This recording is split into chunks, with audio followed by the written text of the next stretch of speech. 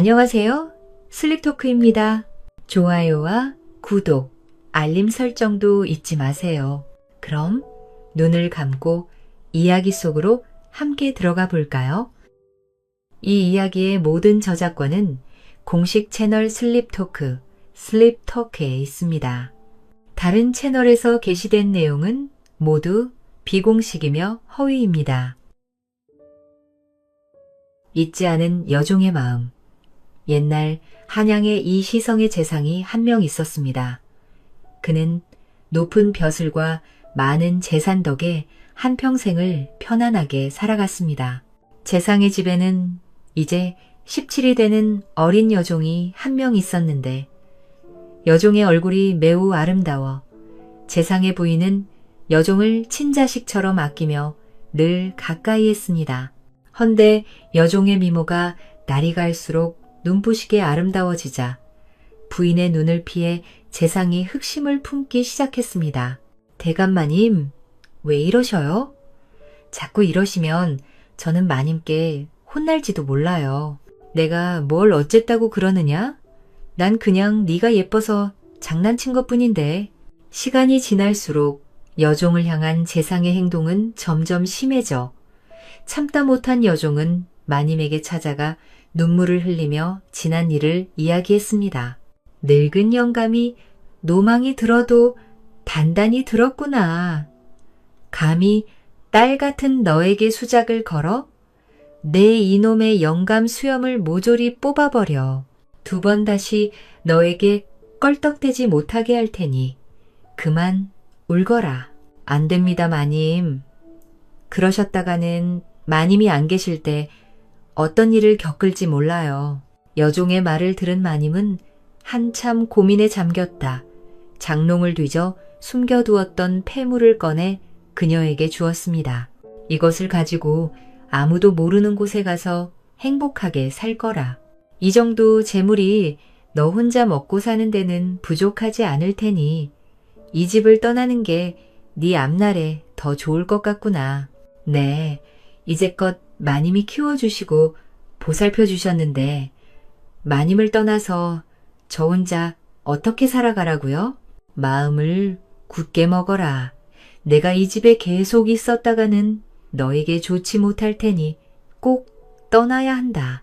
어린 여종은 어렸을 때부터 지내온 이 집을 떠나기가 싫었지만 마님의 말처럼 이곳에 계속 머물러 있다가는 자신에게 좋지 못하다는 것을 깨닫고 떠나기로 먹었습니다.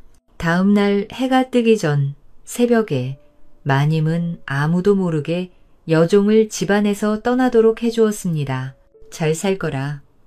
마음을 단단히 먹어야 한다. 알겠느냐? 네, 마님. 마님도 강하셔서 가거라. 어서. 여종은 떨어지지 않는 발걸음을 옮기며 몇 번이나 뒤돌아보았고 마님은 여종의 모습이 보이지 않을 때까지 우두커니 서서 바라만 보았습니다. 상의 집을 나와 얼마나 걸었을까? 여종은 자신이 한 번도 와보지 못한 곳에 도착해 큰 강이 보이자 강물을 바라보며 자신의 신세를 한탄했습니다. 이제 어딜 가서 살아야 하나? 여종이 넋을 놓고 있을 때 갑자기 발걸음 소리가 들리더니 누군가 그녀의 앞에 나타났습니다. 젊은 처녀가 이런 시간에 강가에 서서 뭐라는 것이요? 갑자기 들려온 말에 여종이 놀라 쳐다보자 웬 젊은 선비가 그녀의 곁에 와 있었습니다. 그것이 오갈 데가 없는 처지라. 그냥 강물을 보고 있었습니다. 혹시 좋지 못한 생각이라도 하는 것 아니요? 좋지 못한 생각이라면 이곳에서 생을 마감한 사람이 여럿이라 그랬소. 그렇군요. 선비의 말에 여종은 슬픈 눈으로 강물을 쳐다보았고 선비는 그런 그녀가 불안해 다시 말을 걸었습니다. 갈 곳이 없으면 나와 함께 가는 것이 어떻소? 네? 선비의 말에 여종이 놀라 묻자 선비가 안심하라는 듯 웃음을 띄우고 말했습니다. 오해하지 마시오. 나쁜 뜻이 있어서 그런 것이 아니라 마침 나이 드신 어머니를 모시고 있어 집안일을 해줄 사람을 찾고 있었소. 큰돈이야 못 주겠지만 나와 함께 가면 먹고 잘 곳은 걱정하지 않아도 돼요. 그제서야 여종이 선비를 자세히 쳐다보자 이제 25 정도 돼 보이는 데다 얼굴이 준수하고 행동이 단정해 허튼 짓을 할 인물로는 보이지 않았습니다. 여종은 선비를 향해 말없이 고개를 끄덕인 후 그를 따라 선비의 집으로 가보았습니다. 그녀를 본 선비의 어머니는 기뻐하며 말했습니다. 일할 사람을 구해온다더니 어디서 색시감을 구해온 것이냐. 어머니, 그게 아니라 집안일을 돌봐줄 사람입니다. 뭐? 이렇게 고운 처녀에게 집안일을 시켜?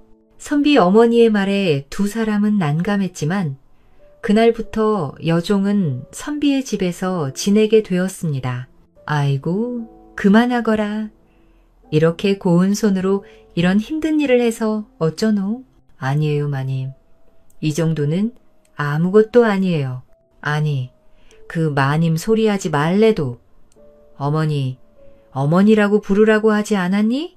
선비의 집에서 살게 된 여종은 자신의 지난 일을 두 사람에게 이야기하자 선비의 어머니는 모든 것을 이해하며 그녀를 따뜻하게 대해 주었습니다. 여종은 두 사람에게 고마워하며 선비와 그녀는 시간이 지날수록 서로를 좋아하는 마음이 생겼습니다.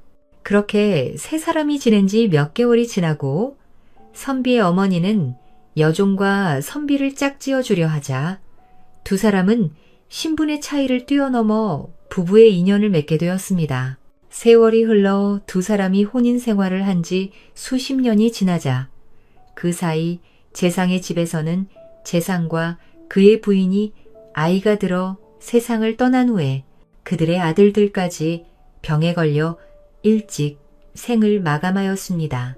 집안의 대를 이을 자손이라고 손주 한 명이 유일하게 남았지만 재상이 세상을 떠난 이후로 집안이 몰락하다.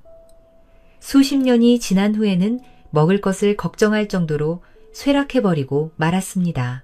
할아버지 때까지만 해도 한양에서 알아주던 우리 가문이 먹을 걸 구걸해야 할 정도로 망했다니 어디서부터 잘못된 것인지 모르겠구나. 재상의 손주가 20이 가까이 되자 친척 중 한 사람이 찾아와 이도에게 한 가지 제안을 해주었습니다. 내 할아버지가 살아있을 때 집안에 많은 노비들이 외지로 나가 터를 잡고 재물을 제때 보내지 않았다. 문서를 뒤져서 노비들을 찾아 그들에게서 재물을 보거라. 예, 수이 지난 지금 그들이 재물을 내겠습니까? 안 내어놓으면 관발이라도 해야지. 국법이 있는데 무슨 걱정이 있느냐. 그의 말을 들은 이도령은 집안을 뒤져 노비 문서를 챙겨 그들을 만나기 위해 길을 떠났습니다. 이도령이 며칠이나 걸려 한고에 도착해 자신의 집안에 속해 있던 노비들을 찾아 그들에게 노비 문서를 보여주며 재물을 요구했지만 그들의 반응은 냉담하기만 했습니다. 내들이 가에 속해 있은 년 동안 공물을 보내지 않았네. 그동안에 모든 공물을 내놓기는 어려울 테니 지난이 3년 것이라도 사람 수에 맞게 내놓아 주시게. 예, 갑자기 나타나셔서 그 큰 돈을 내놓으시라는 저희 형편에 맞춰드리기 어렵습니다. 그렇다면 얼마나 내놓을 수 있겠는가? 갑자기 나타난 이도령의 요구에 노비들은 불만이 많았지만 딱 잡아떼지도 못해 그에게 어느 정도의 재물을 주겠다고 약속하고 그날 밤 이도령을 어느 농가에서 재워주었습니다. 아니, 몇십 년이 지나 큰 대감 마님도 아니고 새파랗게 어린 손주란 놈이 재물을 달라는데 그냥 다 내어줄 것이요? 그렇게는 안 되지. 우리가 피땀 흘려 벌어들인 재물인 저 어린 것한테 그냥 줄 수 없지. 그럼 어떻게 하면 좋겠습니까, 형님? 그야 주인이 없어지면 줘야 될 상대도 사라지는 것 아니겠는가. 그날 저녁 노비들은 이도령을 향한 흉계를 계획했고 피곤해 지쳐 잠에 들었던 이도령은 여러 사람의 발소리와 소란스러운 소리가 들리자 잠에서 깨게 되었습니다. 뭔가 괴한 느낌을 받은 이도령이 벽에 귀를 대고 바깥 동정을 살피자 그들이 말하는 소리가 들려왔습니다. 형님, 저는 허리가 다쳐서 저놈을 들쳐 업기는 힘들 것 같습니다. 뭐야, 이제 와서 그런 소리를 하면 어쩌자는 게야. 저보다 이 친구가 힘쓰는 것은 더 낫죠. 이도령이 귀 기울여 그들의 소리를 듣자 자신에게 딴 마음을 품고 찾아왔다는 생각이 들어 문을 벌컥 열고 울기 시작했. 아이고, 저놈 잡아라. 어서 저놈을 잡아. 오늘 저놈을 놓쳤다가는 우리 모두 끝장이라고. 이도령이 힘을 다해 도망치자 노비들 또한 길을 쓰고 그를 쫓기 시작했습니다. 두 무리가 한참을 달리다 마을 어귀에서 그만 이도령이 돌뿌리에 걸려 나동그라지고 말았습니다. 잡았다. 이놈. 아이고 숨차라. 이젠 그만 도망도 못 치겠지. 넘어진 이도령을 보고 노비들이 가까이 다가왔을 때 어둠 속에서 무엇인가 그들을 향해 다가오고 있었습니다. 뭐야? 저건 어둠 속에서 나타난 것은 집채만 한 호랑이. 이도령과 노비들이 호랑이를 보고 놀라 두려움에 떨고만 있자 호랑이가 갑자기 이도에게 달려들어 그를 물고 숲속으로 사라져버렸습니다. 이게 어찌 된 일이냐, 형님? 호랑이가 이도령을 물고 사라졌으니 우리가 수고를 덜었습니다. 예, 그것도 그렇지만 웬 호랑이가 나타난 것이야? 노비들이 놀라고 있을 때 호랑이는 달리기는 했지만 그의 몸에는 조그만 상처 하나 없이 기절한 이도령을 물고 어둠 속을 번개같이 달려가고 있었습니다.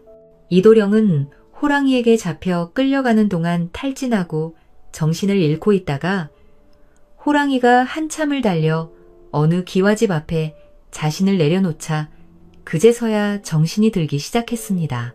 여기가 어디냐?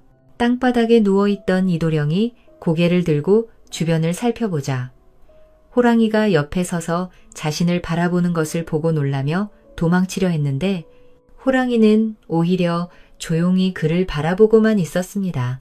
그때 기와집에서 대문이 열리더니 누군가 이도령과 호랑이를 보고 놀라 소리쳤습니다. 어이쿠, 호랑이가 사람을 쳤습니다. 그 소리에 집안에서 불이 켜지더니 장정들이 몽둥이를 하나씩 들고 나오자 그제서야 호랑이는 이도령을 한번 쳐다보고 몸을 돌려 숲속으로 사라졌습니다. 보시오, 괜찮으시오? 집안에서 나온 사람들이 이도령을 축혀 집으로 데리고 들어가 그에게 물을 먹이고 돌봐주자 시간이 지나 이도령이 정신을 차렸습니다. 대체 어찌 된 일이요? 그것이 사람들에게 쫓기는데 호랑이가 갑자기 나타나 날 물고 이곳까지 데려다 주었습니다. 아니, 그것이 사실이요? 이도령이 자초지종을 말하자 집안 사람들은 이 기이한 일에 놀라고 있었는데 이 소란에 안주인이 나와 이도령을 살펴보았습니다. 그런데 이 부인이 이도령을 바라보다 점차 안색이 굳더니 그에게 말하였습니다. 도령, 혹시 한양 남산골에 사는 이대감 댁을 아시오? 부인께서 저희 집안을 어떻게 아십니까? 그렇다면 도령은 이 대감님의 손자가 되시오? 네, 제가 그분의 유일한 손자입니다. 이도령의 말을 들은 노부인은 떨리는 손을 꼭 쥐며 말했습니다. 어떻게 이런 일이? 오늘에서야 하늘이 나에게 은혜를 갚을 기회를 주셨군요. 네? 그게 무슨 말씀이십니까? 노부인은 다름 아닌 지난날 이도령의 집을 떠난 여정이었고 그녀는 의아해하는 이도에게 지나간 일들을 차분히 이야기해 주었습니다. 나는 어릴 때 도령집에서 종살이를 하였지요. 도령의 할머니께서는 그런 나를 친딸처럼 아껴주셨고 나와 우리 집안이 지금처럼 부유해진 것도 도령의 할머니께서 주신 재물을 미천으로 이렇게 집안을 키우게 된 것이요. 이도령은 부인의 말을 들으며 자신에게 일어난 일들이 모두 꿈처럼 느껴져 말 막혔습니다. 세월이 몇십 년이 흘렀지만 나는 한시도 마님께서 내게 베풀어 주신 은혜를 잊지 않고 있었지요. 마님께서 생전에 많은 덕을 베푸셔서 어려운 사람들을 도와주셨으니 도령이 오늘 저녁 어려움에 처했지만 하늘이 도우시고 산꾼을 보내어 도령을 구하고 내 집까지 오게 하신 거군요. 노부인의 말에 이도령만 아니라 옆에 있던 집안 사람들 역시 이 귀한 일을 믿기 힘들어했습니다. 그날부터 이도령은 이 집에 머물며 귀한 대접을 받았는데 노부인은 그를 위해 매일 좋은 음식을 대접했고 비싼 비단 옷을 지어 입히기까지 했습니다. 허나 그녀의 마음과는 다르게 노부인의 아들들은 이도령께 하는 어머니의 행동에 조금씩 불만이 쌓여갔습니다. 어머니는 몇십 년 전의 일을 갖고 왜 저렇게 호들갑을 떠시는지 모르겠구나. 그러게요, 형님. 그까짓 재물이 이자까지 쳐서 갚으면 그만이지. 저 어린 녀석이 상전이 소문이라도 나는 날에는 저희 집안 체면이 구겨질 겁니다. 노부인의 아들들은 집안의 재산과 많은 하인들을 거느리고 있어 이 지역에서는 힘께나 쓰는 유지로 행사하고 있었습니다. 그런데 자신들의 어머니가 몸종으로 있었다는 사실이 소문이라도 나는 날에는 체면이 구겨질 것이라는 생각에 이도령께 안 좋은 마음을 품기 시작했습니다. 연륜이 많은 노부인은 곧 아들들의 낌새를 눈치채고 늦은 밤 이도령을 조용히 찾아갔습니다. 도령, 지내는 것은 편안하십니까? 너무 과분한 환대에 몸 둘 바를 모르겠습니다. 헌데 집을 비운 지 너무 오래돼서 그만 떠날까 합니다. 이도령의 말에 노부인이 정색을 하며 말했습니다. 도령, 지금부터 제가 하는 말을 잘 들으세요. 도령서도 제 아들들을 보셨겠지만 결코 호락호락한 아이들이 아닙니다. 저 애들이 제 앞에서는 도령께 다른 마음을 드러내진 않았지만 도령이 혼자 몸으로 길을 떠나신다면 중간에 무슨 일을 당할지 모릅니다. 예? 그럼 저는 어찌하면 좋습니까? 노부인의 말에 이도령의 얼굴이 한순간에 창백해졌다. 한 가지 생각이 있는데 도령의 마음에 드실지 모르겠습니다. 어려움을 피해갈 수 있으면 무슨 일인들 못 따르겠습니까? 그렇다면 나에게 늦은 나이에 얻은 랑이라는 딸 아이가 하나 있습니다. 제 딸이지만 미모와 됨됨이가 대가집 전혀 못지않은 이 도령과 혼례를 올리는 게 어떠신지요? 이 말을 들은 이도령은 바로 대답하지 못하고 우물쭈물하자 노부인이 다시 말했습니다. 도령이 내 말을 따르지 않으면 도령께 무슨 일이 벌어질지 장담할 수가 없습니다. 이것은 도령을 살리고 지난날에 마님께 받은 은혜를 갚을 수도 있는 길이니 신중하게 생각해 보세요. 노부인의 말에 이도령은 잠시 생각하다 그녀의 뜻에 따르겠다고 말했습니다. 노부인의 딸인 홍랑은 아름다운 미모와 총명하고 단정한 성품 때문에 주변에서 청혼이 끊이지 않고 들어오는 처녀였다. 어느 날 노부인이 홍랑과 이도령을 서로 인사시키자 사람은 서로를 보고 놀라 아무 말도 하지 못하고 있었습니다. 이도령은 홍랑을 보고 그녀의 아름다운 모습에 한눈에 반해버렸지만 홍랑은 이도령이 오기 전날 이상한 꿈을 꾸었는데 그 꿈에서 보았던 인물이 이도령과 똑같았기 때문이었습니다. 그녀는 꿈속에서 자신의 방에서 혼자 시간을 보내고 있을 때 하늘에서 오은거를 탄 신성 같은 외모의 도령이 땅으로 내려오더니 자신의 방 앞에 수레를 멈추고 방 안으로 성큼 들어와 홍랑이 깜짝 놀라 소리쳤습니다. 당신은 누군데 감히 여인의 방에 함부로 들어오는 것이죠? 소저, 당신은 나를 모르시겠지만 우리는 삼생의 인연으로 부부가 될 사이입니다. 허니 두려워 말고 나를 따라와 보세요. 홍랑은 그의 말을 듣고 수줍어하다. 도령이 갑자기 홍랑의 손을 잡아 끌고 나가 오은거에 올라타자 수레는 두 사람을 태우고 하늘 높이 날아올랐습니다.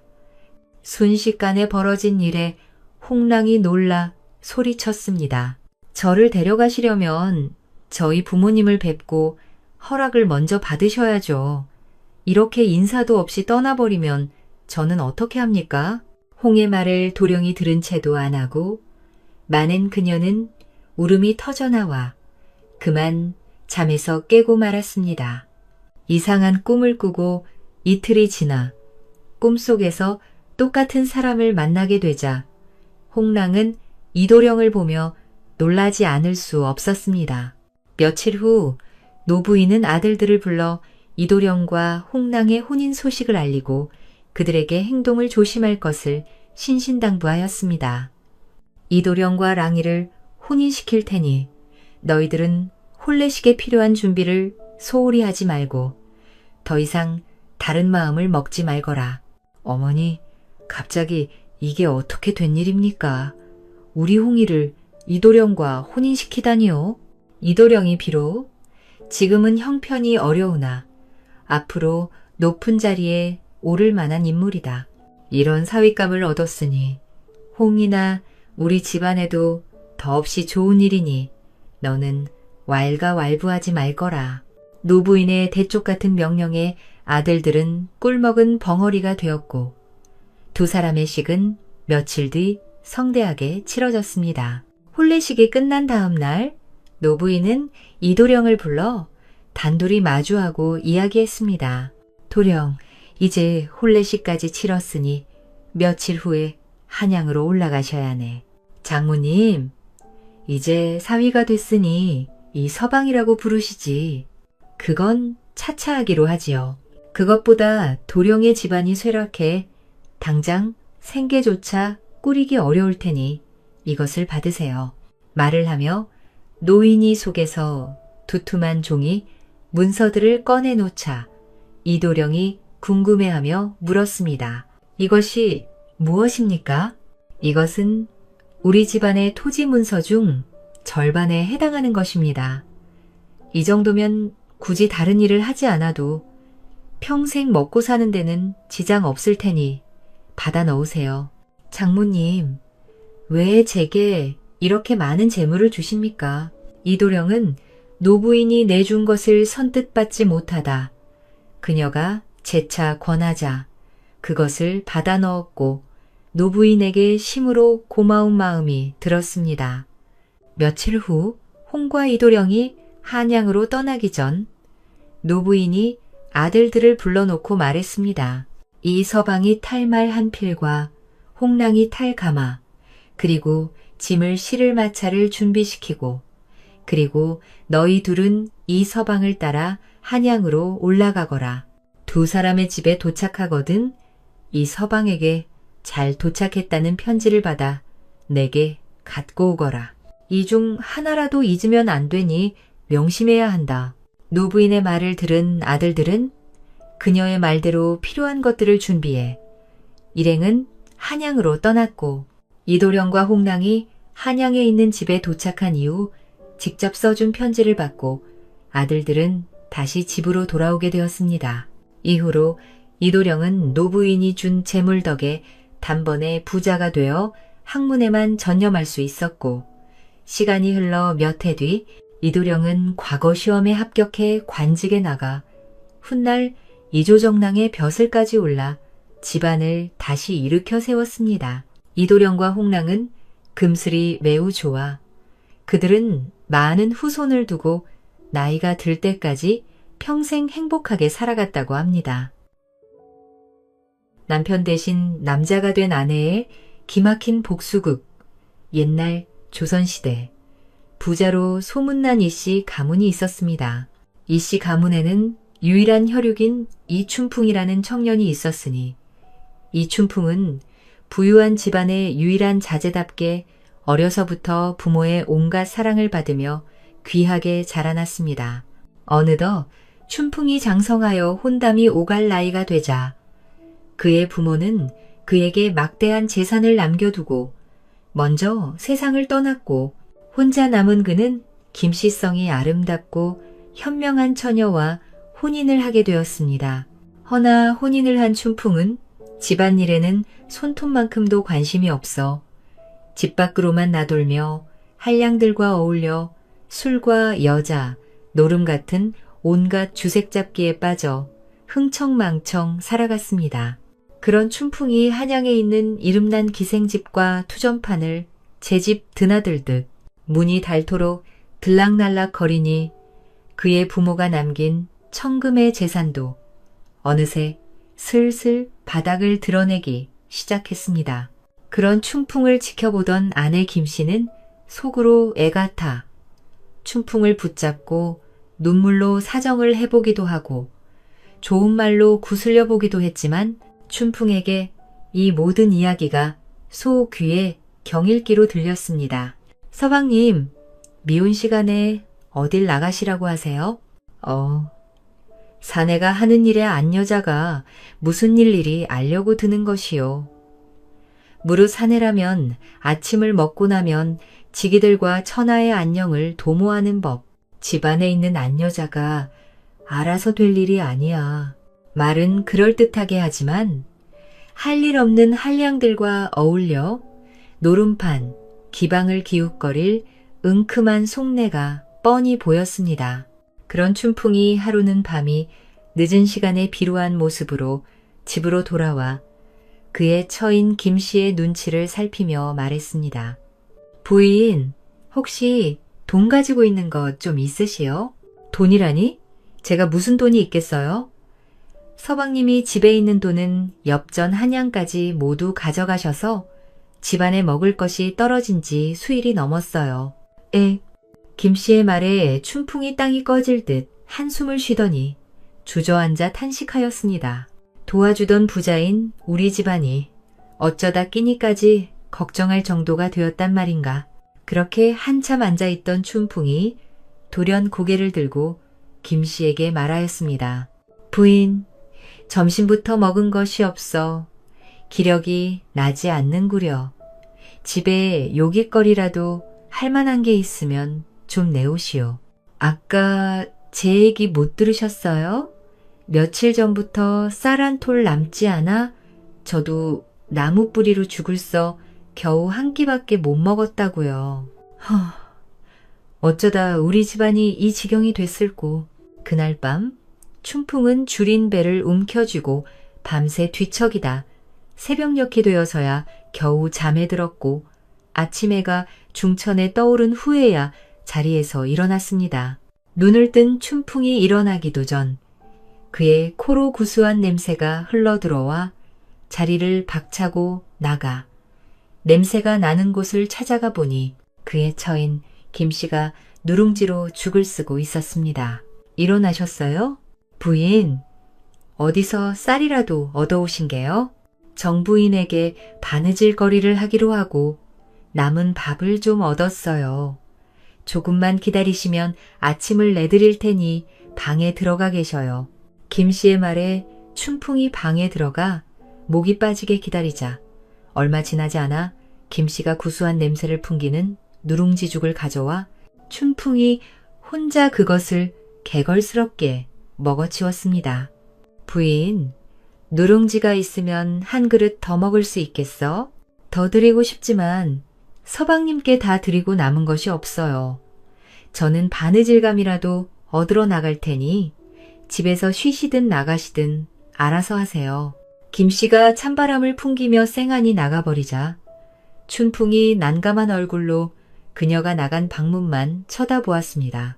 마음 같아선 저작거리로 나가 기름진 안주의 술이라도 한잔하고 싶지만 빈털터리가 된 그에게 공짜로 술을 내줄 곳도 없을 뿐더러 자신의 주머니가 두둑할 때에는 하루 종일 들러붙던 이들도 춘풍의 사정을 알고는 누구도 그와 어울리려 하지 않았습니다. 하는 수 없이 하루 종일 방바닥을 뒹굴던 춘풍이 무료함과 배고픔에 지쳐 깜빡 잠에 들었을 때 김씨가 집으로 들어와 그를 깨웠습니다. 서방님, 부인, 언제 오셨어?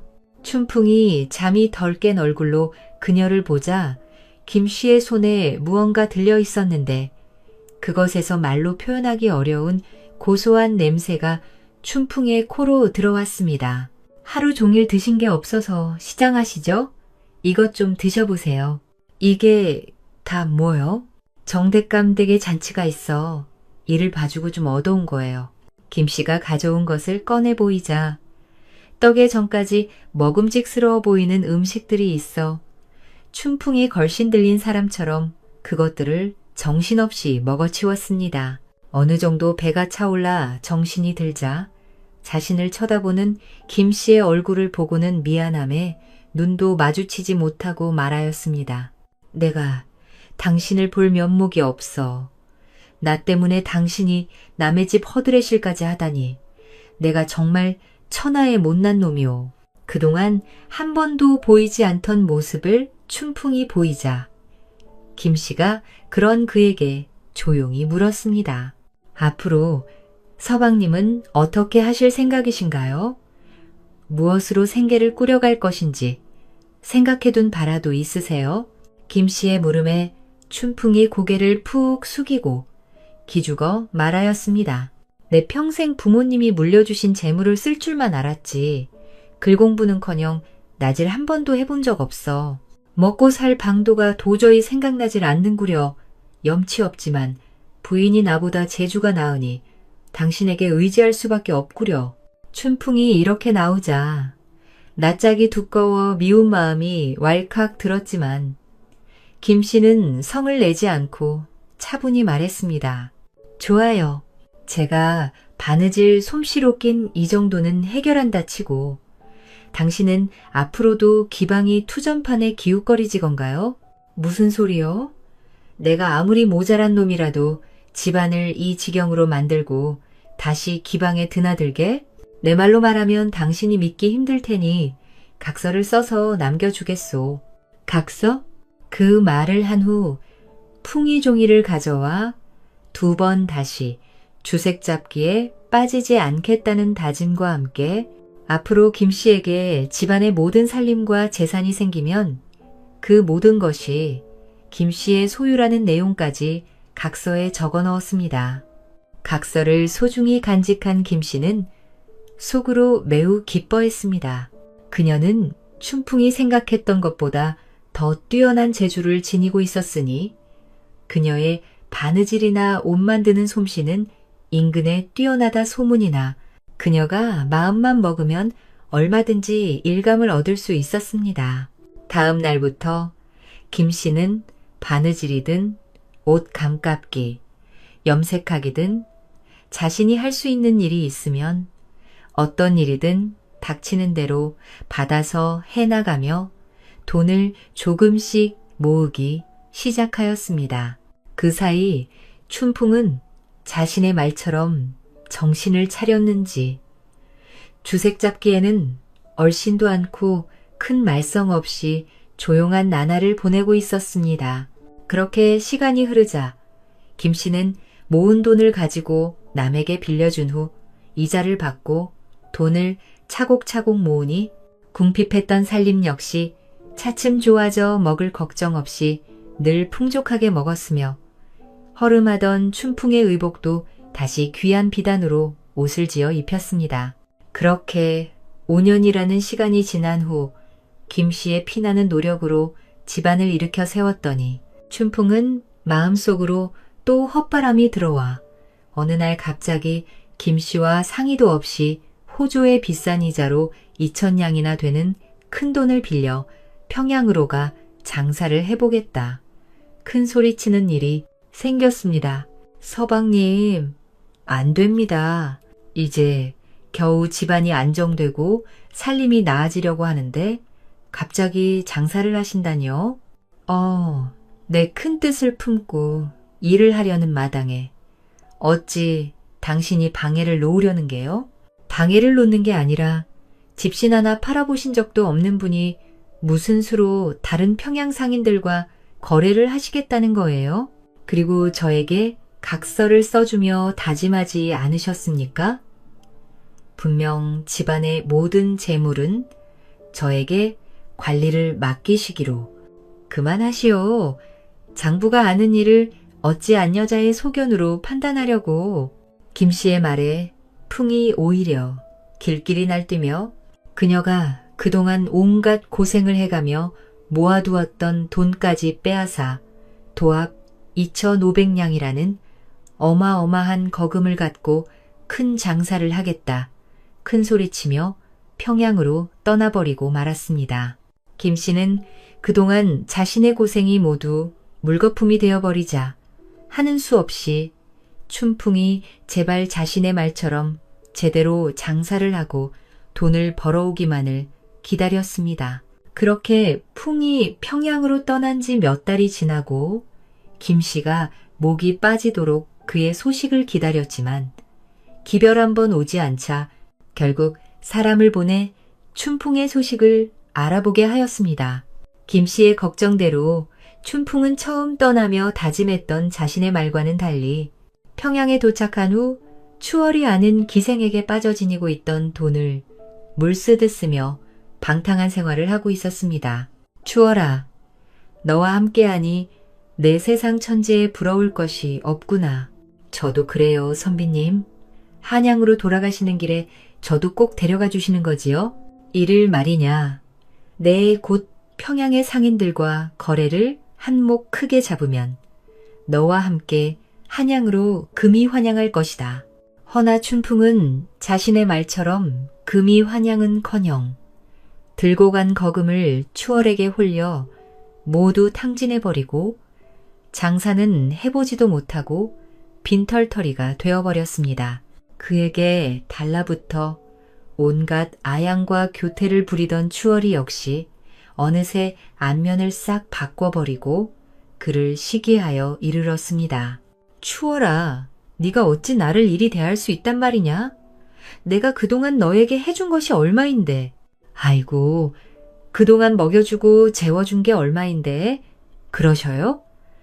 그간의 정 때문에 봐줬으니 이제 그만 이곳을 떠나시든지 아니면 밥값을 하시든지 하라고요. 그녀의 모진 말의 풍은 또다시 자신의 어리석음을 한탄하였습니다.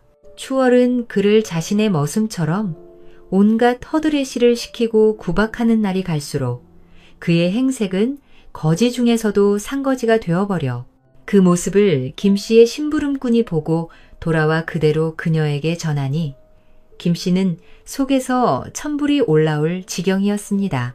내이 이놈들을 가만히 두지 않겠다. 그녀가 이를 부득부득 갈며 어찌할까 방법을 생각해 보았지만 아무리 생각해도 뾰족한 수가 생각나지 않아 고민만 하다가 어느 날 그녀에게 뜻하지 않은 반가운 소식이 들려왔습니다.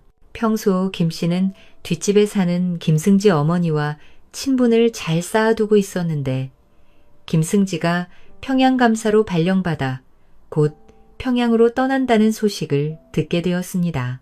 그 소식을 들은 김 씨는 김승지 집을 찾아가 김승지 어머니에게 한 가지 부탁을 하게 되었습니다. 부인, 승지, 영감께서 평양 감사가 되셨다니 감축드리옵니다. 자네도 들었나? 아들과 떨어져야 돼. 적적하겠지만 나라시를 보는 사람이니 어쩌겠나. 헌데 부인께 어려운 청이 하나 있습니다. 무슨 청인데 그리 어려워하나? 모두 말해보게. 평소 김승지 어머니는 김 씨의 성품과 됨됨이를 잘 알고 있어 그녀와 좋은 관계를 유지하고 있었습니다. 그녀는 김승지가 평양 감사로 가는 길에 자신의 오빠를 감사의 비장으로 삼아달라 부탁하였습니다. 비장이란 감사를 따라다니며 이를 돕는 말단. 비록 말단 관리라 하더라도 평양 감사의 수족 같은 역할을 하는 자리라 그 위세가 무시 못할 정도였습니다. 그녀의 말을 들은 김승지 어머니는 그날 저녁 자신의 아들에게 소개시켜 주겠다고 약속을 잡고 김 씨는 집으로 돌아와 남장을 한 후 자신이 오빠 행세를 하기로 마음먹고 저녁이 되자 김승지 집을 찾아갔습니다. 어서 오게. 어머니를 통해 이야기를 들었네. 승지가 남장을 하고 온 김 씨를 보고 반갑게 맞이하던 와중 그 옆에서 변장한 그녀를 김승지 어머니가 뚫어지게 쳐다보고 있었습니다. 진작에 그런 눈치를 챈 김 씨가 그 자리에 무릎을 꿇고 갑자기 사실을 말하기 시작하였습니다. 부인, 그리고 승지 영감께 제가 큰 죄를 범하였습니다. 갑자기 그게 무슨 말인가? 부인께선 저를 알아보시겠죠? 그녀의 말에 김승지 어머니는 그가 김 씨가 변장한 모습이라는 것을 알고 그녀에게 그 연유를 물었습니다. 그러자 그녀는 춘풍이 평양을 떠나던 시절부터 지금 어떤 상황에 처해 있는지 그간의 일들을 두 사람에게 이야기하였고 비장이란 자리를 이용해 춘풍의 안 좋은 행실을 고쳐보려고 한다고 말하였습니다. 말을 마친 김 씨는 두 사람에게 심한 꾸중을 들을까봐 마음을 졸이고 있었는데 오히려 뜻밖의 말을 듣게 되었습니다. 자네는 보통의 여인으로 하기 힘든 생각을 했고만 다른 여인 같았으면 그저 자신의 서방을 원망하며 돌아오기만을 못 빠지게 기다리고만 있었을 텐데 이런 생각을 해내다니 보통 배포가 큰 게 아닐세. 제 생각도 그렇습니다, 어머니. 두 사람은 그녀의 생각을 적극 찬성해 주었고 김 씨에게 김양불라는 가명까지 지어주고 평양까지 가는 길에 김 씨가 불편하지 않도록 모든 편의를 돌봐주게 되었습니다. 이렇듯 김승지 도움으로 비장으로 변장한 채 평양에 도착한 김 씨는 수소문 끝에 추월의 집을 찾아가 보자 그곳에서 참말로 표현하기 힘들 정도로 비참한 모습을 하고 있는 자신의 남편을 볼 수 있었습니다. 춘풍의 머리는 얼마나 안 감았는지 떡지고 부스스한 데다 옷은 너덜너덜한 누더기, 얼굴에서는 떼국물이 줄줄 흐르는 것이 거지 중에서도 상거지의 모습을 하고 있었습니다. 그런 춘풍의 모습을 본 김 씨는 억장이 무너지는 심정이 들었습니다. 자신에게는 온갖 위험을 떨며 큰소리치던 남편이 이렇듯 마음보다도 못한 대접을 받고 있으니 속에서 우라가 치밀어 올라 더는 그 자리에 있지 못하고 숙소로 돌아가 버렸습니다. 다음 날 김 씨는 우선 포졸들을 시켜 춘풍을 잡아오라 명하고 곧 포졸들이 춘풍을 잡아다 무릎 꿇리니 엄한 목소리로 추궁하였습니다. 내가 한양에서 오니가 풍이 맞으셨다? 예, 제가 이 춘풍이 온데 저를 무슨 연유로 찾으셨습니까? 너는 전 호주에서 돈 2,000냥을 빌린 일이 있느냐? 김 씨의 말에 풍이 사색이 되어 말까지 더듬으며 대답하였습니다. 그것이 어물쩡거리지 말고 똑바로 말하거라. 예? 몇 해 전 호주에서 2,000냥을 빌렸사옵니다. 헌데 시일이 지난 지가 한참인데 어찌하여 원금은커녕 이자 한 푼 내지 않은 것이냐? 김 씨가 풍을 다그치며 사실을 묻자 춘풍이 추월에 홀려 돈 2,000냥을 모두 탕진한 일들을 말하고 손이 발이 되도록 싹싹 빌었습니다. 여봐라, 이자에게 곤장 10대를 치고 추월이 기생을 잡아오거라. 김 씨가 포졸들에게 곤장을 치라 말하니 춘풍의 얼굴이 시퍼렇게 질려 곤장 10대를 맞고는 죽는 소리를 내며 엄살을 떠는 사이 다른 포졸들이 추월을 잡아다 김 씨 앞에 무릎을 꿇렸습니다. 여봐라, 더 볼 것 없다. 이 간악한 것에게 곤장 치거라. 김 씨가 이유도 묻지 않고 추월에게 매를 치라 명하니 추월은 머릿속이 하얗게 되어 아무 생각도 못하고 사정하였습니다. 무슨 잘못이 있다고 이런 벌을 내리시옵니까? 어호, 여기까지 끌려와서 자신의 죄를 뉘우치지 못하니 곤장 맛부터 봐야겠구나. 뭐 하느냐? 어서 매를 매우 쳐라. 김씨가 천둥치듯 호령하자 포졸들이 추월을 형틀에 묶고 곤장을 쳐대고 얼마 안가 그녀의 입에서 살려달라 사정하는 소리가 터져 나왔습니다. 그만, 이제 네 잘못이 생각이 나느냐? 김씨가 엄한 목소리로 그녀를 추궁하자 추월은 눈물 콧물 범벅이 되어 빌기 시작하였습니다. 나으리, 무엇이든 소녀가 잘못했으니 부디 용서해 주십시오. 너는 저자에게 돈 수천 냥을 등쳐먹은 일이 있으려다. 김씨가 풍을 가리키며 말하자 그제야 어찌된 일인지 알게 된 추월이 눈물을 삼키며 말하였습니다. 나으리, 그것은 저자가 스스로 술을 마시고 술값으로 쓴 것이지 결코 제가 빼앗거나 하지는 않은 일이옵니다. 그 돈이 어떤 돈인 줄 알고 있느냐? 저자가 비싼 이자를 물고 호주에서 빌린 돈을 그것을 내가 꿀꺽 삼켰으니 나라 돈을 먹고도 무사할 듯 싶으냐? 여봐라. 저것이 아직 정신을 못 차리니 매를 더 쳐야겠다. 김씨가 포졸들에게 명령하자 추월이 사색이 되어 싹싹 빌며 애원하였습니다. 이 저자의 돈을 모두 제가 내놓을 테니 부디 용서해 주셔요. 그래? 그렇다면 저자가 쓴 돈이 500냥의 이자를 쳐서 5천냥까지 수일내로 가져오거라. 내 5천냥이라고 왜 갚지 못하겠느냐. 그렇다면 돈 대신 매로 대신하면 된다. 아닙니다. 아닙니다. 곧 갚겠습니다. 다만 시일이 필요하니 소녀에게 며칠만 말미를 주시옵소서. 추월의 말에 김씨는 며칠의 여유를 주기로 하고 두 사람을 풀어주자 10여 일이 지난 후 추월이 돈 5천냥을 구해와 김씨에게 내밀었습니다. 김씨는 그 돈을 받아 풍을 불러 그에게 건네며 엄한 목소리로 말하였습니다. 추월이 돈 5천냥을 가져왔으니 너는 이 돈을 가지고 곧장 한양으로 올라가 호주에서 빌린 돈을 갚거라. 혹시라도 이 돈으로 다른 꿍꿍이를 부렸다가 내 너를 가만두지 않을 것이니 반드시 명심하거라. 감사합니다. 나으리. 단 한 푼도 허수로 쓰지 않을 것이니 염려 놓으십시오. 풍이 김씨에게 감사하다고 몇 번이나 인사를 하던 일이 정리되자 김씨는 그 길로 평양 감사에게 찾아가 그간의 일을 말하고 진심으로 감사의 인사를 하고는 한양으로 떠났습니다.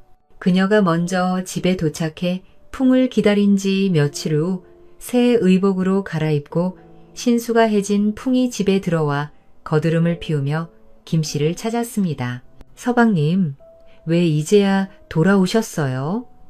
그래, 평양에 갔던 일은 어떻게 되셨어요? 그야 이을마 일길목이마오.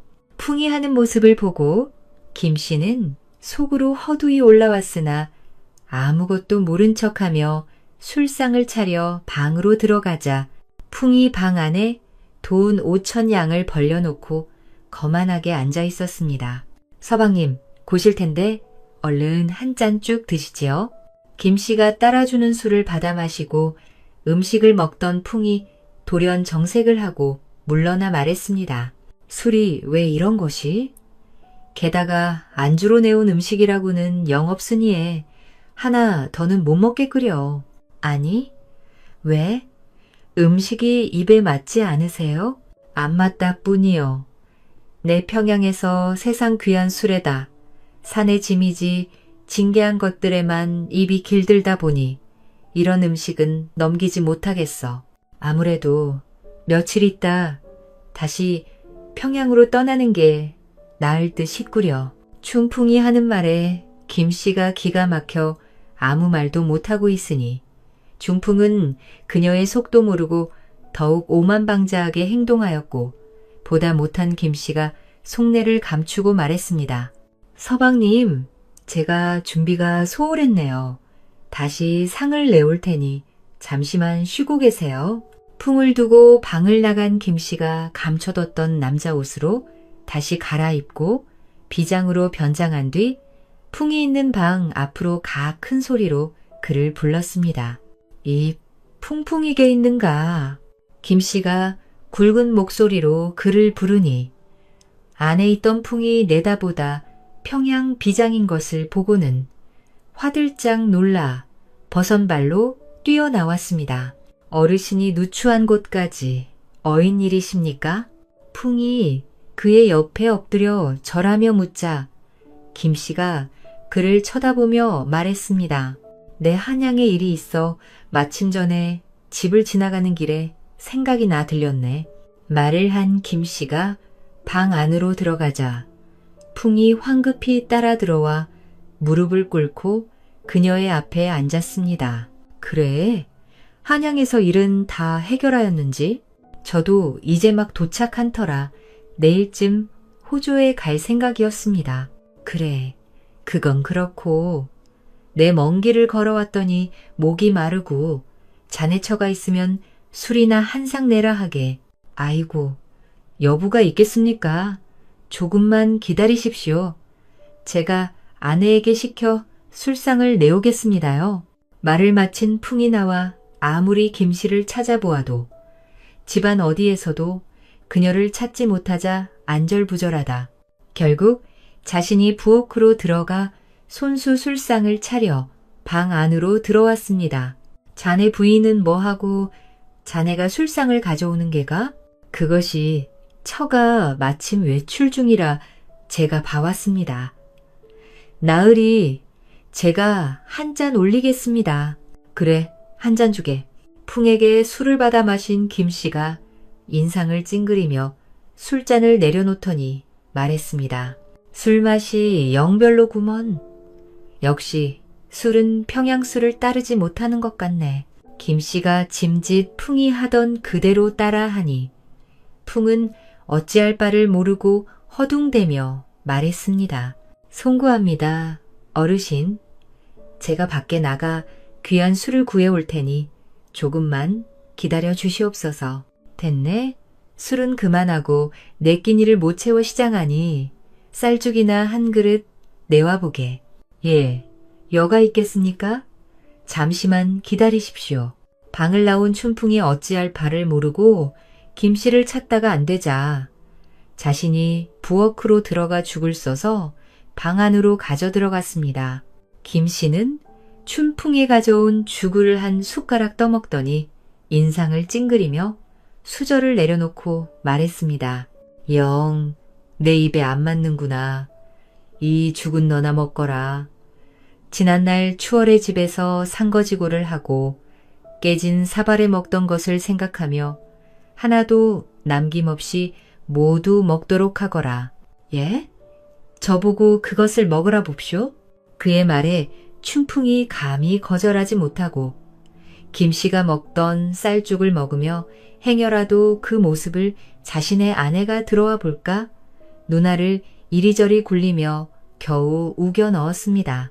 그 모습을 쳐다보던 김씨는 속으로 웃음을 참지 못하다 이만하면 풍을 많이 골려주었다고 생각해 갑자기 일어나더니 옷고름을 풀며 말했습니다. 먼 길을 와 다리도 아프고 고단하구나. 내 오늘 너희 집에서 하룻밤 묵을까 하는데 괜찮겠느냐? 그러면 입시 어르신이 머무시는 하루가 아니라 몇 달이라도 머무르시면서 영광입니다요. 그래, 그렇다면 이것을 바꿔라. 김씨가 옷을 벗어 하나하나 풍에게 집어던지니 풍이 바닥에 떨어진 옷들을 황망히 주워받았습니다. 하나, 둘.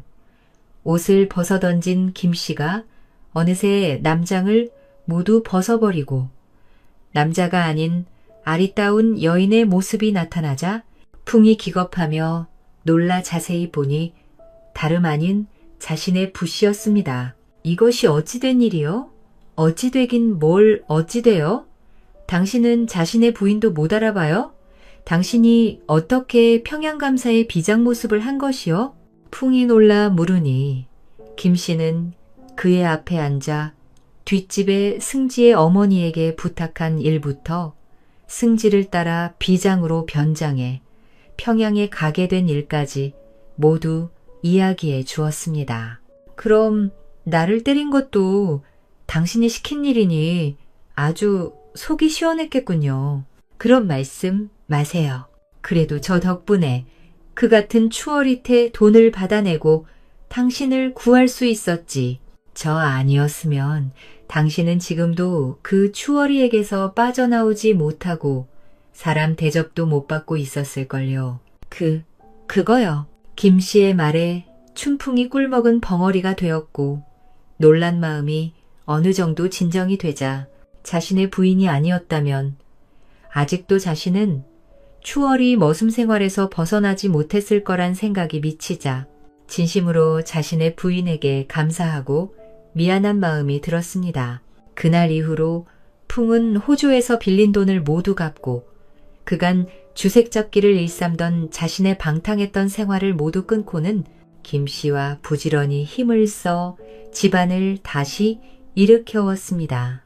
그리고 주변 사람들은 천하의 마귀 같은 풍을 새 사람으로 만들고 집안을 일으켜온 김 씨를 입에 마르도록 하였답니다.